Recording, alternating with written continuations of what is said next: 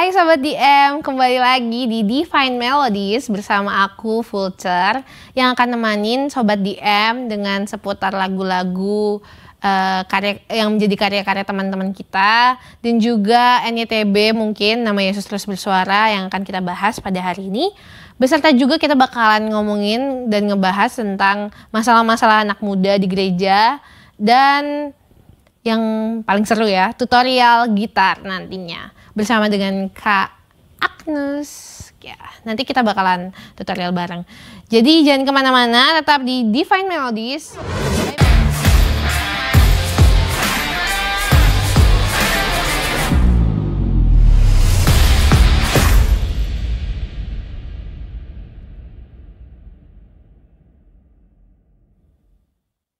Iya, hari ini kita bakalan dengerin lagu coveran, lagu KTN yang ke-59. Jadi KTN itu merupakan kebaktian tahunan nasional yang dilakukan oleh YPPII, Yayasan Pelayanan Pekabaran Injil Indonesia.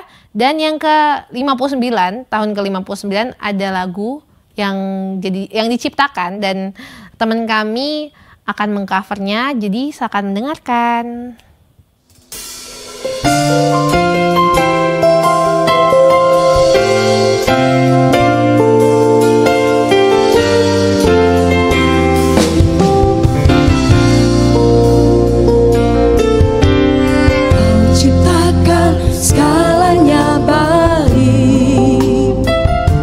Seketika rusak karena dosa. Saat dunia semakin jahat, kasih-Mu tetap sama, tak pernah berubah. Kasih Allah, kasih yang kekal bagi dunia yang gagal. Kasih Allah, kasih yang sempurna telah nyata di dalam Yesus.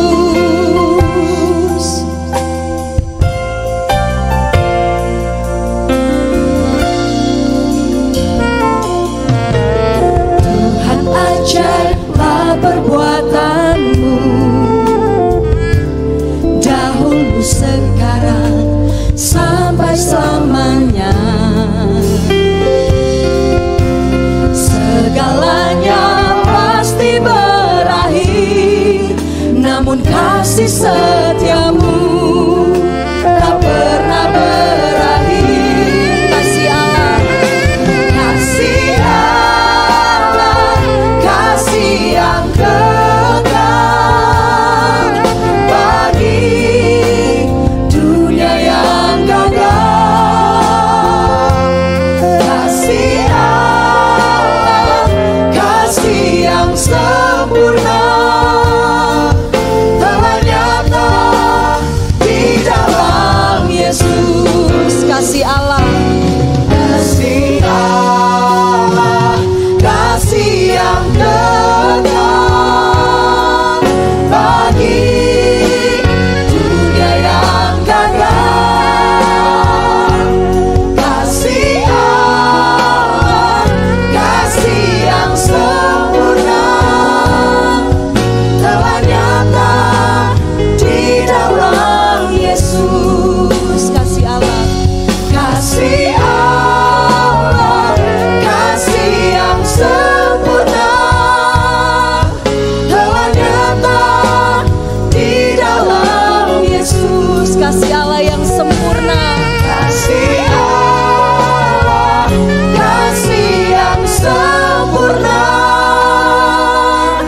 telah nyata di dalam Yesus.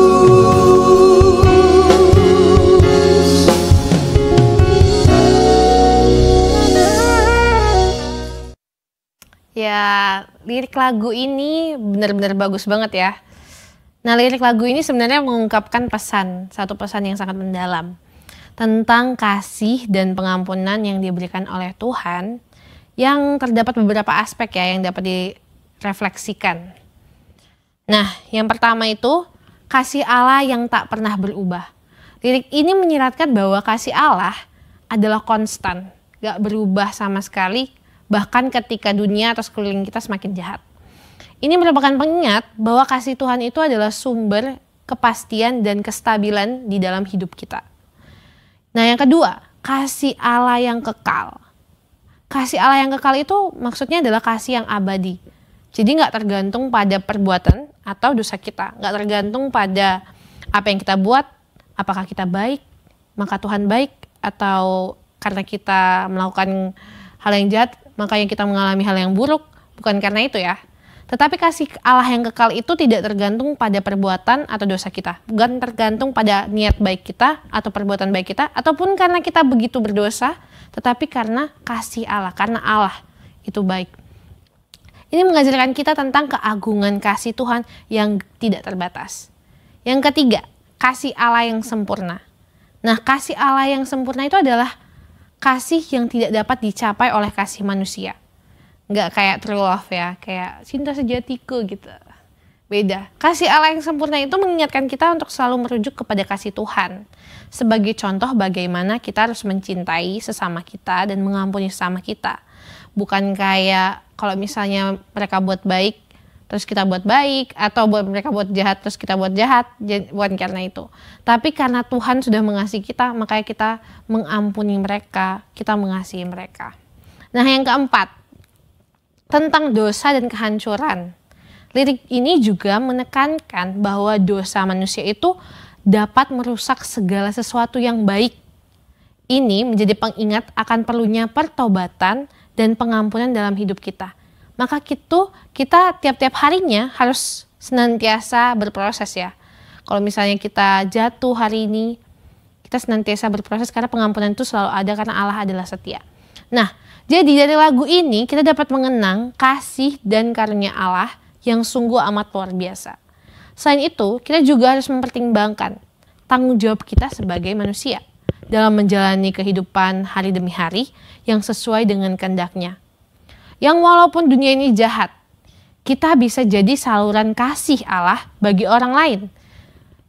Semoga lirik ini menjadi sumber inspirasi untuk menjalani hidup kita dengan kasih dan pengampunan seperti dengan kasih yang diberikan oleh Tuhan Yesus kita.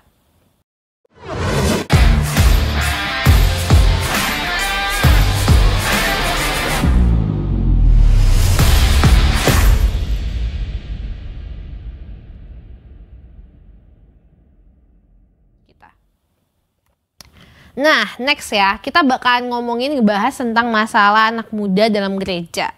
Apa itu? Fear of abandonment. Apa itu fear of abandonment? Nah, kalau misalnya kita pikir-pikir ya, pernah nggak sih kalian ngerasa kayak, aduh aku takut banget ditinggalin sama orang yang aku sayang, atau takut ditinggalin mama, papa, dan orang-orang terdekat kita, sahabat-sahabat kita. Ada nggak sih yang pernah mengalami hal itu? Aku juga sih sebenarnya. Nah, fear of abandonment ini merupakan kondisi yang terjadi akibat pengalaman buruk atau trauma di masa lalu. Rasa takut kehilangan bukan terjadi dalam intensitas yang biasa aja. Nah, orang-orang yang dalam kondisi ini bahkan dapat mengalami rasa takut yang sungguh amat luar biasa jika ditinggal pergi oleh orang terdekatnya. Jadi karena ada pengalaman masa lalu, jadinya takut gitu loh. Takut ditinggal. Ya, meskipun istilah fear of abandonment mungkin tidak secara langsung digunakan dalam teks Alkitab, tapi Alkitab juga loh ngomongin tentang hal ini. Prinsip-prinsip tentang kehadiran, penghiburan, dan kasih setia Allah dapat memberikan pandangan tentang bagaimana Alkitab menghadapi ketakutan ini. Yang pertama, kasih setia Tuhan. Alkitab itu udah berulang kali menekankan kasih setia Tuhan loh kepada umatnya. Seperti dalam Ibrani 13 ayat 5, mengingatkan kita bahwa Allah itu gak akan pernah meninggalkan kita.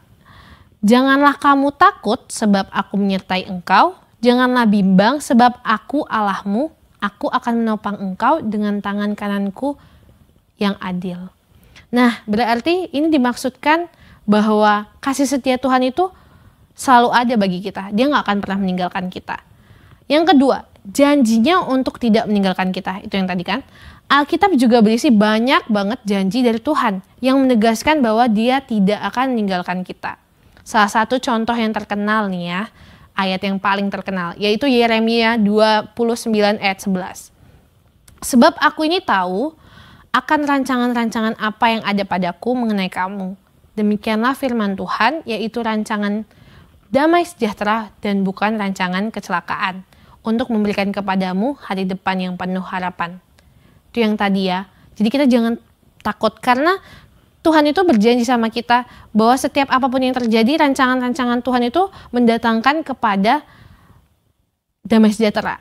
Hal-hal yang hari depan yang penuh dengan harapan. Nah, yang ketiga, ketakutan akan manusia versus ketakutan akan Tuhan. Nah, Alkitab juga mengajarkan hal ini ya, bahwa lebih baik kita takut kepada Tuhan daripada takut kepada manusia. Dalam Matius 10 ayat 28, Yesus mengatakan janganlah takut kepada mereka yang membunuh tubuh, tetapi yang tidak dapat membunuh jiwa. Tetapi lebih baik kamu takut kepada Dia yang sanggup membinasakan jiwa dan tubuh dalam neraka, yaitu Tuhan kita pastinya. Nah, dalam pandangan Alkitab, kita diajarkan untuk mempercayai kasih setia Tuhan. Dan bahwa ketakutan itu, segala ketakutan macam bentuk ketakutan akan ditinggalkan atau diabaikan oleh manusia, harus ditempatkan dalam konteks ketergantungan kepada Tuhan. Ketika kita mencari perlindungan, ketika kita mencari penghiburan dan ketenangan dalam iman, kita dapat mengatasi segala macam bentuk ketakutan. Dan itu akan ditinggalkan.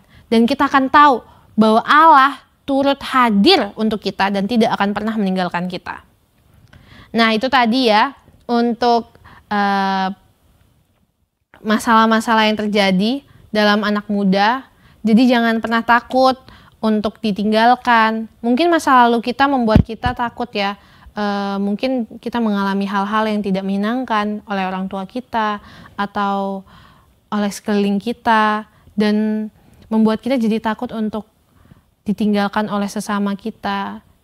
Bahkan mungkin kita takut berelasi pada akhirnya dan banyak kekhawatiran lainnya. Tetapi di sini kita belajar untuk selalu menyerahkan diri kita kepada Tuhan. Karena kita tahu rancangan-rancangan yang Tuhan berikan kepada kita itu adalah rancangan yang penuh dengan harapan. Nah, kita akan lanjut, kita akan ngikutin tutorial dari Kak Agnes. Kita akan ngikutin tutorial dari teman aku Agnes. Kita akan belajar musik pastinya, gitar. Dan jangan kemana-mana, tetap di DM.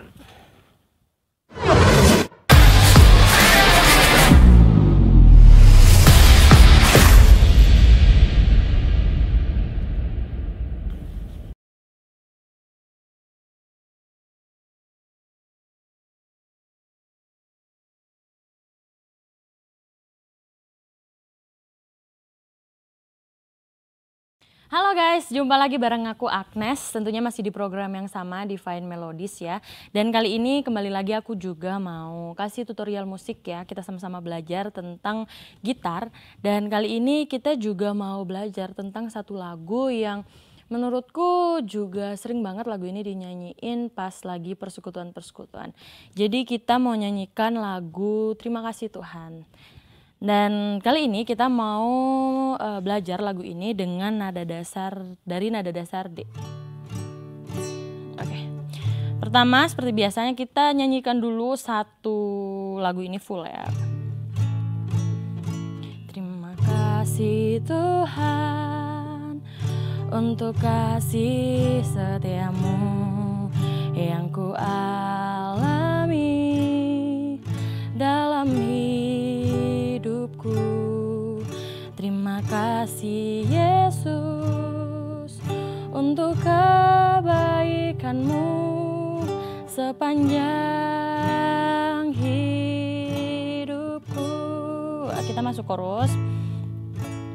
Terima kasih Yesusku buat anugerah yang kau beri, sebab hari ini Tuhan adakan syukur bagimu. Nah, Kurang lebih lagunya seperti itu. Dan tadi ada sekitar berapa ya? 5 chord ya yang kita pakai untuk lagu ini. Oke, yang pertama adalah chord D, karena kita main dari nada dasar D. Ya, pasti semua teman-teman juga udah familiar ya dengan chord ini karena di episode-episode sebelumnya juga pernah menyanyikan dengan nada dasar D ya. Oke, yang pertama adalah chord D. Chord D ini itu cukup mudah.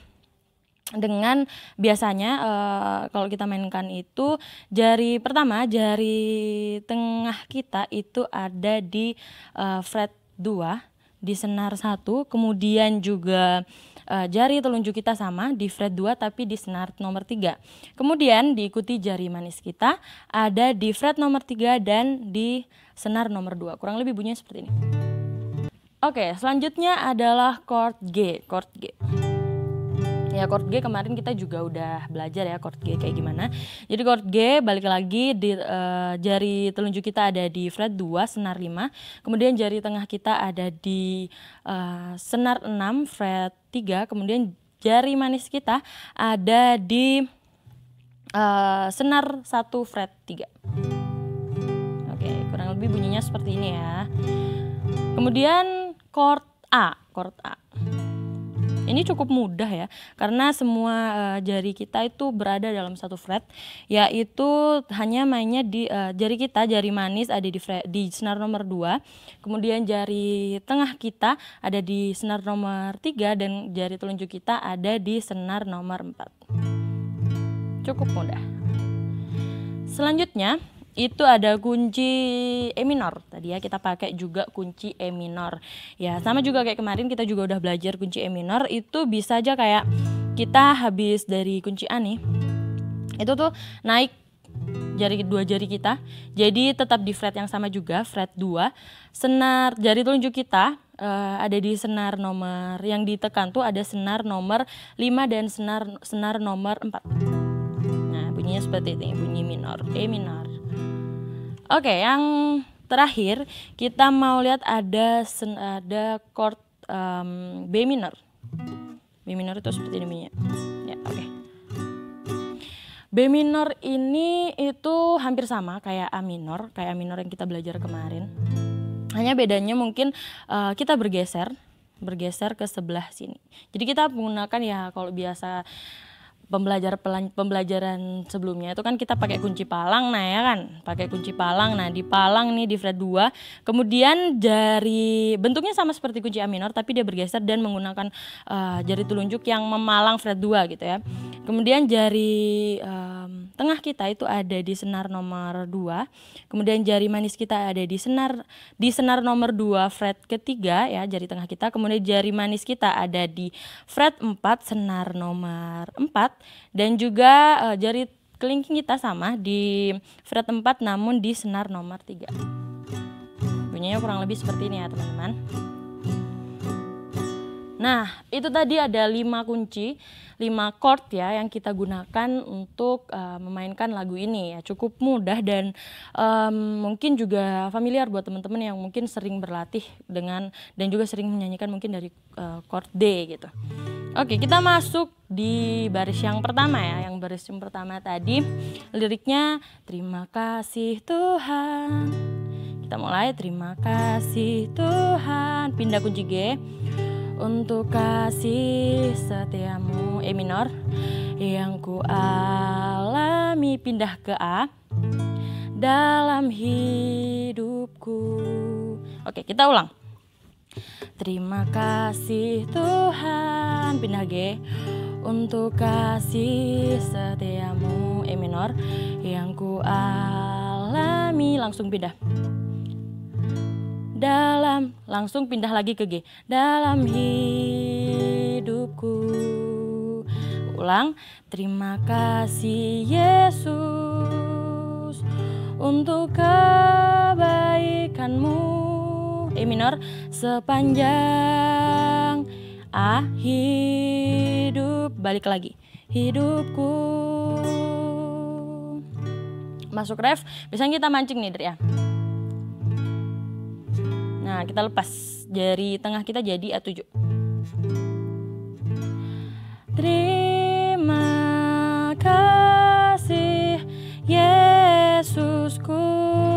Nah, itu tuh kita agak sedikit cepat ya perpindahannya. Dari D, terima, pindah G, kasih, balik lagi D, Yesus, ke A, ku. Kita ulangi lagi dari D, buat anu. Tapi ini bedanya kita pindah ke E minor. Gerah yang kau beri. Jadi kalau tadi balik D kemudian A, kalau ini dilanjutin dengan E minor kemudian ke A. Kita ulang ya refnya. Terima kasih Yesusku. Balik lagi. Buat anugerah yang kau beri. Nah, pas di sini kita langsung ke kunci G.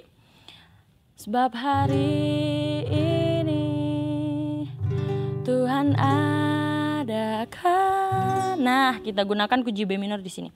Jadi kita mulai dari sebab hari ini kita langsung masuk dari kunci G. Sebab hari ini balik ke kunci D. Tuhan adakan. Nah, pas di Tuhan adakan itu pindah di kunci B minor. Tuhan adakan. Langsung ke E minor. Syukur ke A. Balik ke kunci dasar. Gimu.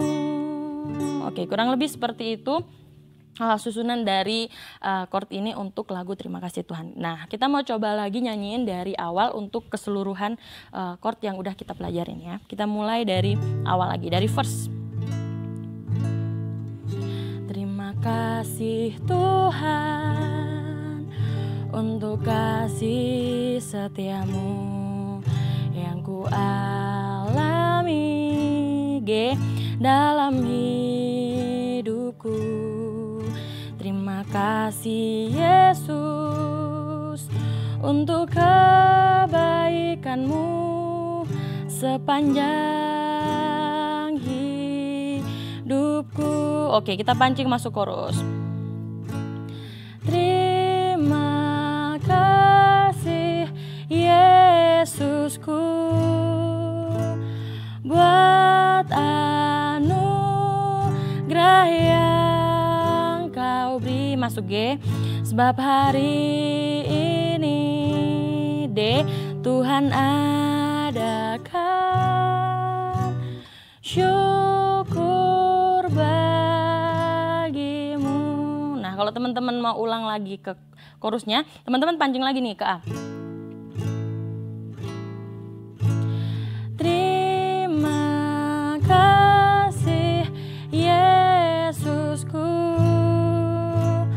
buat anugerah yang kau beri. Sebab hari ini Tuhan adakan syukur bagimu. Nah, balik lagi ke kunci dasar kita. Oke, teman-teman, teman-teman di M, aku mungkin sekian tutorial yang aku bisa bagiin buat teman-teman. Semoga bermanfaat dan membantu teman-teman yang mungkin baru belajar lagu. Dan menurutku lagu ini juga sangat sering dinyanyikan saat persekutuan-persekutuan ya. Jadi semoga membantu buat teman-teman yang mau belajar bermain gitar. Oke, sampai jumpa lagi dengan aku di episode-episode selanjutnya. Bye-bye.